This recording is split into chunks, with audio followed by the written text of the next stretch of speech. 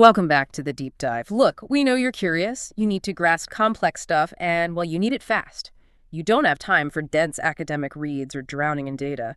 You want that sharp, usable insight. Okay, let's unpack this. Today, we're diving into something really interesting from our sources. A kind of intellectual shortcut. We're calling it story time, vocabulary and sentence structure analysis. The idea is you can get seriously well-informed quickly just by looking at how language is put together. That's exactly it. The core idea here isn't really about saving minutes. It's about mental leverage. What the sources suggest is that when you apply this specific focused analysis to the basic building blocks, words, sentence arrangements, you actually change how you relate to the information. It gets internalized much more deeply. You get real comprehension, and the knowledge retention is, well, pretty incredible. Okay, hold on. Before we get too deep, let me be the skeptic for a second. If the aim is a shortcut, why focus on what sounds like? Well, like English class, reading a story, breaking down sentences. How is this the fast track to being well-informed? That's a fair question. A necessary one, really. The difference, I think, between a basic grammar lesson and this method is rigor and application. We're not just spotting nouns and verbs here. It's more like a rapid critical analysis. What's the author really doing? What's their strategy? And the efficiency part. That comes because once you learn this sort of template, you can use it on anything. A short memo, a long report. It scales. You're not just passively taking in content. You're kind of reverse engineering the communication itself. Right, reverse engineering. I like that. It's like we're sharpening our reading into a tool. Okay, so let's look at the first part of this, vocabulary analysis. You call this the lexical layer. What does that actually mean for someone listening? Why is this deeper look at words so important? The lexical layer is, simply put, the word layer. But critically, we're looking beyond just the dictionary definition. It's about analyzing vocabulary in its specific context, emotional, political, technical, whatever it might be. Think about that comparison we discussed earlier, procrastinated versus delayed. In everyday talk, they're pretty similar, right? Yeah, basically synonyms. But imagine a leader talking about a policy. If they say the project was delayed, it sounds sort of neutral, maybe out of their hands. But if they say it was procrastinated, well, that choice implies fault, doesn't it? Laziness? Maybe failure, it shifts the blame. Ah, okay. So the analytical step is actually pausing and asking why this specific word, not another one that means something similar. Precisely. When you hit a word that feels loaded, or maybe just very precise, in the text, you stop. You check its flavor, its nuance in that context. Or think about technical stuff. An author might write, mitigate risks instead of reduce risks. Mitigate feels more planned. Manage. Whereas reduce is just less. Right. So analyzing that specific word choice tells you something instantly about the author's approach, their sophistication, maybe the scale of what they're tackling. Okay, I see. So every word is like a brick, as you said, and the choice of brick gives color, texture, but just having good bricks doesn't guarantee a strong wall. Which brings us to the structure, the architecture of it all. Exactly. And what's fascinating here is the jump to the second focus point. Sentence structure analysis. This is the architectural layer. And this is where, honestly, language analysis slides right into critical thinking. We're looking at syntax, how sentences are built to understand the argument's flow, its force. Let's nail down some terms here quickly. You mentioned things like nested clauses, subordinate clauses. Can you make those concrete? How do they show up in practice? Sure. Think of syntax as reflecting the rhythm, maybe the complexity of the author's thinking. A simple sentence structure, like subject, verb, object, the company reported profits, feels direct. Punchy, confident. Yes, exactly. Short, assertive. It suggests the author feels pretty sure of themselves. Now contrast that. If an author uses really complex sentences, maybe with ideas tucked away in parentheses or lots of clauses separated by dashes, that signals something different.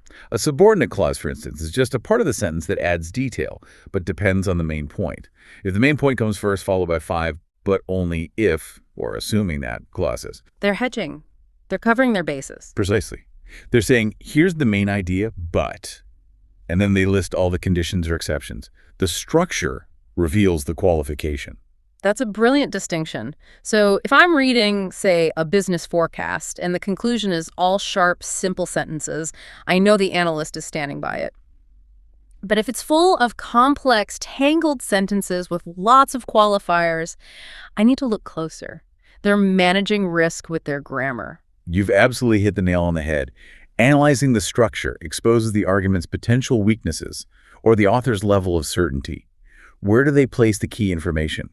Right up front for impact? Or is it sort of buried halfway through a long, winding sentence? It reveals confidence, maybe, or even an attempt to downplay something tricky. That structural insight is the shortcut to deeper understanding. Okay, so we have the words, the bricks, and we have the sentence structure, the blueprint.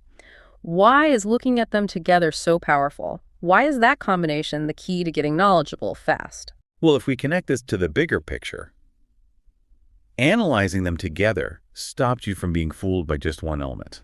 Think about it. Someone could use very fancy academic words, impressive bricks, to make a weak argument sound smart. Right, it happens all the time. But if you then look at the structure and see it's, illogical, repetitive, maybe poorly connected, the whole thing falls apart. Despite the nice vocabulary, the combination gives you the full picture. Vocab gives the precision, the tone, the color. Structure gives the logic, the framework, the integrity. You understand both what is being said and how strongly it's being argued. And engaging on both levels like that. That's what seems to lock the knowledge into memory more effectively, even from a quick read. You've processed it more deeply. And here's where it gets really interesting, because this isn't just some abstract theory for academics, this detailed method. It's actually out there, accessible. Our sources point directly to this technique, story time. Reading a short story or article and analyzing the vocabulary and sentence structure. It's not hidden away. It's being demonstrated on, of all places, a YouTube channel called Learn and Success.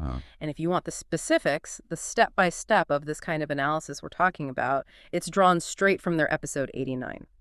Yeah, and the platform itself, YouTube, is really significant, especially for the kind of learner we're talking about.